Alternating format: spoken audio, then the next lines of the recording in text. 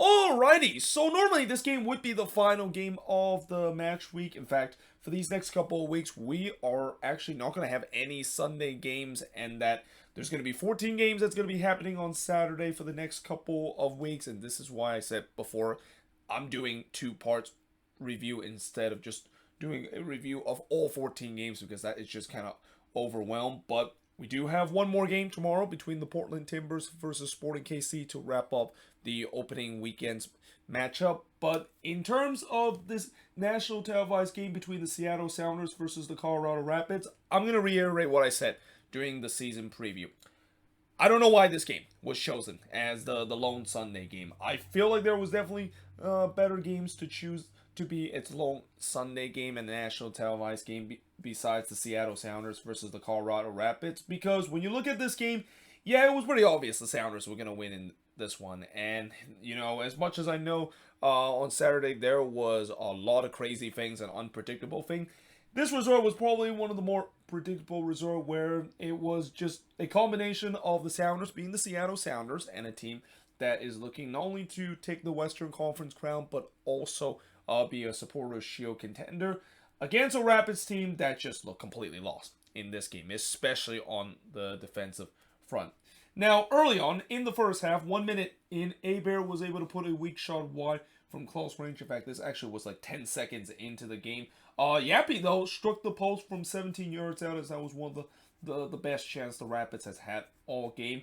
And there was definitely no slow start in this game. I mean, one of the things I mentioned before in terms of the Saturday game is that they tend to get off to a bit of a slow start, and a lot of that has to do with the fact that, you know, a lot of teams have not played a competitive game in such a long time. You know, there's going to be a feeling out period more than we've seen in some of these games that maybe is in midst of the season. But yeah, you know, this game there was no feeling out period. Both of these teams was gunning from the beginning. Rodon actually struck the post two in the 5th minute.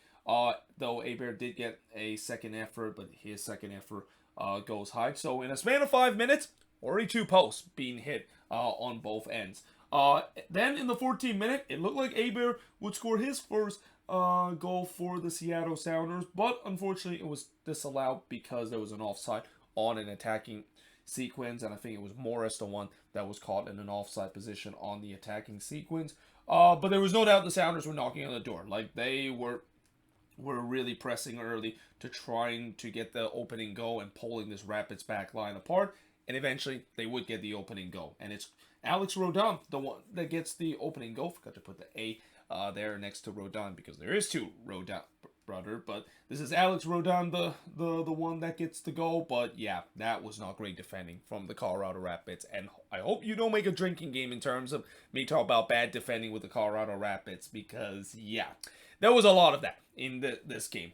In this one, just completely left unmarked. Like, you cannot let any player unmarked in the box or even in the back post and expect not to get score on, and that the Rapids pay the heavy price on that. Sounders lead 1-0, and the Sounders again continue to be complete control, and Colorado just getting pinned in their own half. Like, they just cannot get out of the Sounders half because of no outlet ball to get started with their build up. Though Ronan did have a rare chance for the Rapids, but he actually take a wild shot that unsurprisingly goes high.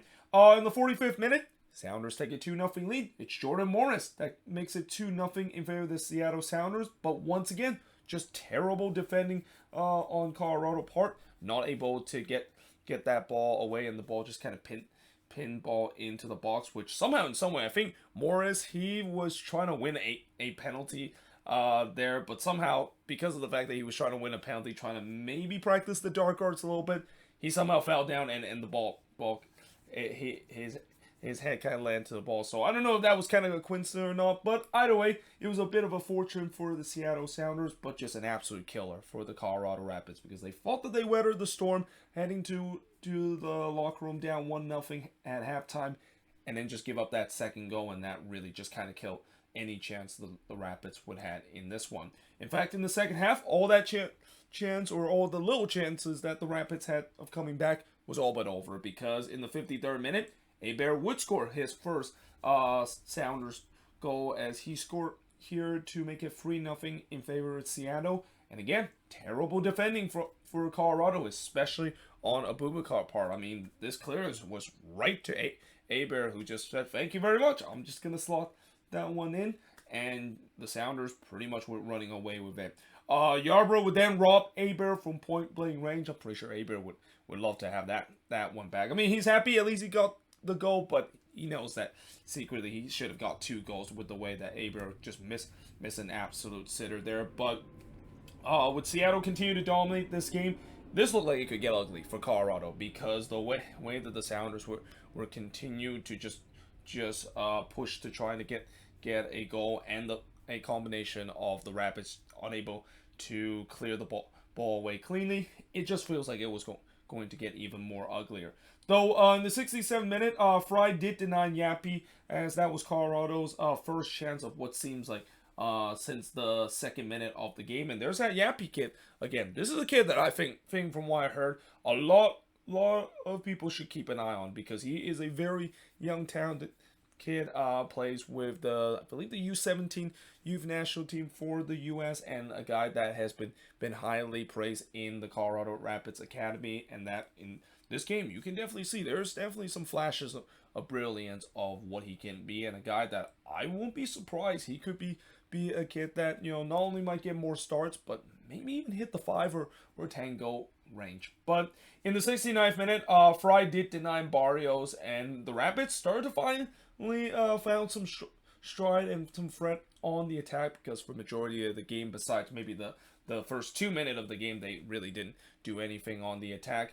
But I also thought it was a combination of the Sounders really let the foot off the gas, and the fact that they allowed the Rapids to get more possession, but, you know, the Rapids weren't really creating that much of it. But that being said, in the 83rd minute, it would be 4-0 in favor of the Seattle Sounders, as Jordan Morris would make a brace here. And once again, just terrible defending from the Rapids, dealing with the ball coming into the box. That was one of the big problem for the Rapids in this game. It just feels like anytime when the ball comes into the box, they just cannot clear that just pin ball right back to a Sounders player who was able to slot it home. And this time it's Jordan Morris, the beneficial, the one that was able to get to the end of some pinball action in the box. And yeah, the Sounders were leading 4-0. Max then pulls it wide from close range, as Rapids looking to try to get a consolation. But in the end, the Sounders keep the clean sheet, and they win emphatically 4-0 against the Colorado Rapids. Shots in this one, 15 shots compared to 10 that Colorado has, 9 shots on goal for the 2 that Colorado has, 6 shots off target for the 2 that Seattle has, 2 shots that was blocked compared to the 4 that the Sounders had, and possession-wise, 51% possession compared to 49% possession that the Colorado Rapids has in this game. And again, you know, if you're the Colorado Rapids, I know it's very, very easy for the fan base to overreact. I mean, anytime when you get blown out like they did in this game against the Seattle Sounders, I know there's going to be a lot of alarm that has to come. But again, you know, it's still the opening weekend. I'm pretty sure Robin Fraser is still trying to get his team and get the chemistry level right. I mean, you know, there are some new players on this team, especially